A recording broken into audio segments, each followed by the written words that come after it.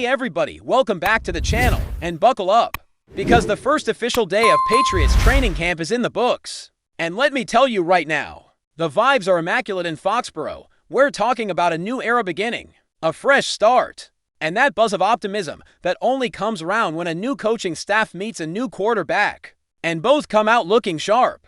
Mike Vrabel's first training camp as head coach is officially underway, and you can feel it. The energy, the tone, the urgency, it's all different. It's all business. The Vrabel culture is already setting in, and speaking of great signs, how about this? Stefon Diggs, full go, cleared to practice, no restrictions. Drake May, the rookie QB everyone's been waiting to see in action, looked cool, calm, and collected. Day one gave us exactly the type of start Patriots fans were hoping for. And now, with data just about to get rolling, we're gonna break down everything you need to know, from key positional battles to stand-out performers, to what the defense is starting to look like under Vrabel, and yes, some very exciting throwback uniform news that's got longtime fans fired up now. If you're wondering where the most intense battles are shaping up early on, look no further than the key spots, wide receiver and left guard. These are two positions where there are legit openings and some real competition brewing. It's still early, non-padded practices and all, but the rotation already gives us clues. At left guard, yes, Cole Strange came into camp as the presumed starter, but the coaching staff is clearly keeping their options wide open. Caden Wallace, a second-year guy out of Penn State who played tackle in college, got major reps at left guard with the first team, and he wasn't just thrown in to fill a gap, he was locked into that spot all practice, working like a man with a serious shot to take over. This is especially interesting because Wallace, coming out of the draft, had a lot of scouts saying he might project better as a guard at the pro level if the tackle position didn't pan out, and now, here he is, getting a real opportunity inside. It's early, and yes, we're talking about helmets-only session so far, no pads, so we can't go too deep in judging Trent's performance. But from movement, footwork, and how comfortable he looked in the scheme, solid, really solid. Definitely a name to watch, and just to stir the pot a little more, don't sleep on rookie Jared Wilson out of Georgia, now technically a center by trade. Wilson has the athletic build and frame to swing over to guard if needed, and he was also in the mix during drills, so keep your eye on that interior competition. With David Andrews no longer in the picture, and questions starting to rise about Bradbury's pass protection, the team is clearly exploring depth and versatility up front. Wilson even got some backup snaps at center during day one, giving us more signs that the staff is testing combinations and seeing who can do what. And while we're talking about Bradbury, let's just touch on this real quick. No one's doubting his ability as a run blocker. The guy can clear lanes like a snowplow, but in passing situations, there are concerns. Can he hold up against bull rushers? Can he give May the time he needs to go through progressions? If not, don't be shocked if Wilson starts pushing for real center reps, not just backup looks.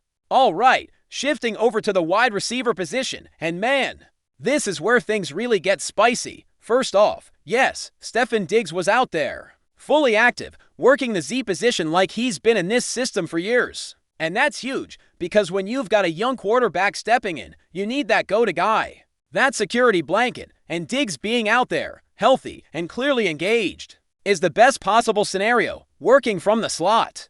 Was Demario Douglas, who's already proven he can separate and create in tight spaces. But the big surprise from day one, with Matt Collins sidelined, the expected X-receiver wasn't Kyle Williams. It wasn't one of the high-profile rookies, it was KAYSHON Boutte. Yeah, the same Boutte who was at the center of trade rumors this offseason. He got the nod with the first team on day one, and that tells you he's not out of the picture. In fact, it might suggest that he's moved up the depth chart, at least for now. But let's talk about Kyle Williams, because even though he didn't get the start, he made his presence known to big-time contested catches and drills, both coming against none other than Christian Gonzalez. One of them was a highlight grab full extension, one-handed snag down the sideline, and that kind of playmaking doesn't go unnoticed. So, while Boutte got the early start, Williams absolutely made the most of his opportunities. And then you've got a couple of guys who, unfortunately, are already falling behind the 8 ball. Holland wasn't ready to participate, and Jalen Polk was limited to individual side work. Now, it's still early in camp, so no need to hit the panic button yet. But you never want to start training camp in a hole. especially when reps are limited and every snap counts. You can bet the coaching staff is watching closely to see who climbs the ladder over the next few days. That includes names like Javon Baker and Afton Chisholm, as well as Kendrick Bourne, who will need to make every single opportunity count to avoid getting buried in the shuffle. And speaking of someone who made his mark on day one, let's talk quarterbacks. All eyes were on Drake May, and he didn't disappoint. The rookie stepped in and looked like he belonged in 11-on-11 drills. May went 8 for 9, showing poise, touch, and some serious command for a guy in his first NFL camp. He was stepping up in the pocket when pressure came, making layered throws, including one beauty to KAYSHON boot, and just generally operating with confidence. Again, it's a no-pad session, so take everything with a grain of salt. But it's exactly the kind of start you want to see from your franchise quarterback. One of the most impressive things about May's day wasn't just the completion rate. It was the chemistry. He connected twice with Diggs, hit Williams twice as well.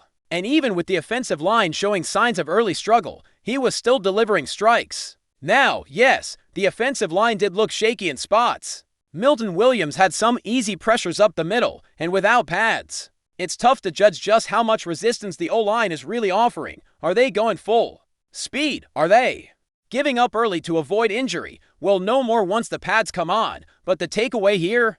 May looked sharp in less than ideal conditions, which speaks volumes. On the flip side, not the best day for veteran Joshua Dobbs. He went just 2 for 6, tossed an interception, and seemed a little off rhythm. Balls were sailing, timing was off, and you could see some frustration.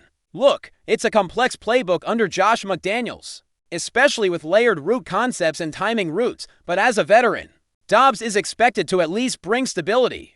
And while it's only day one, you want to see that arrow pointing up, not sideways. Then there's Ben Wooldridge, the undrafted rookie free agent, who quietly had a nice day. 3 for 4 in his reps, looked composed, made smart reads. Obviously, there's a long way to go, but Wooldridge is in a spot where he has nothing to lose and everything to prove. If he continues to show consistency, he might just earn himself a longer look. And if Dobbs continues to struggle, don't rule out the Patriots poking around the veteran free agent market, especially as we get closer to cut-down day. They're going to want someone who can be a mentor, a reliable backup, and someone who's okay stepping in if needed without derailing May's development.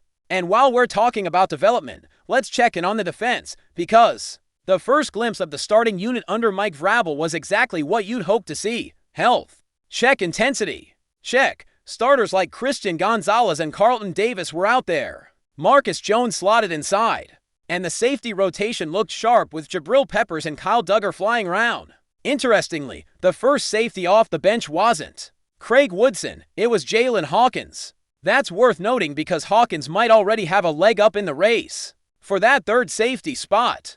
Rookie or not, Woodson's going to need to make some noise to earn his way into that top trio. We also saw what looks like the early edge setup, Keon White and Harold Landry coming off the outside, and on the interior, Milton Williams and Christian Barmore anchoring the middle and looking like a real force at linebacker.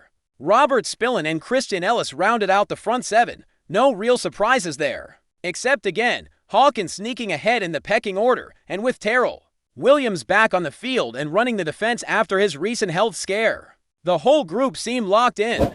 Good communication, good tempo, and that early speed you expect from the defense in non-padded practices. Before we continue, don't forget to subscribe to Patriots Hub and give this video a like. Your support helps us keep delivering the latest updates on our New England Patriots. And don't be shy, share your thoughts on the news in the comments below.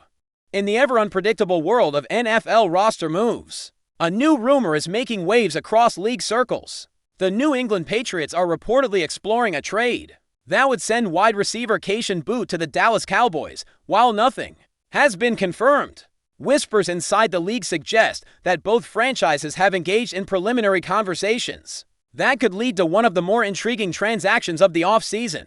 Boutte, who was drafted by the Patriots in the 6th round of the 2023 NFL Draft, has had a rocky start to his professional career. Once considered a top receiver prospect coming out of LSU, injuries and inconsistency hampered his draft stock and limited his impact in his rookie year. However, flashes of his explosive playmaking ability have not gone unnoticed, especially by teams like the Cowboys, who are looking to add depth and versatility to their receiving corps.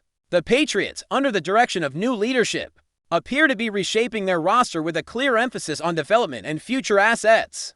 With a crowded receiver room and several young players vying for snaps, moving BOUTTE could make sense, especially if it brings in a late-round pick or a developmental player. At another position of need for the Cowboys, the potential addition of BOUTTE could be viewed as a low-risk, high-reward move. Dallas has a strong foundation, with CeeDee Lamb and Brandon Cooks leading the receiving unit. But adding a player with BOUTTE's ceiling, if he reaches it, could give them another dynamic weapon, particularly in the slot or as a gadget style contributor. It remains to be seen whether these rumors will materialize into a formal trade, but the buzz is growing louder. Both teams have a history of making bold moves when the timing is right, and this one could be a case of the right player needing a fresh start in the right system.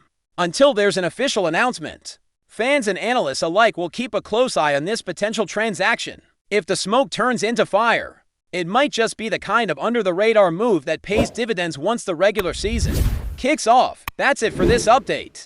If you enjoyed the video and want to stay updated with exclusive news about our New England Patriots, be sure to subscribe to Patriots Hub and hit that like button. We can't wait to hear your thoughts in the comments. See you in the next video.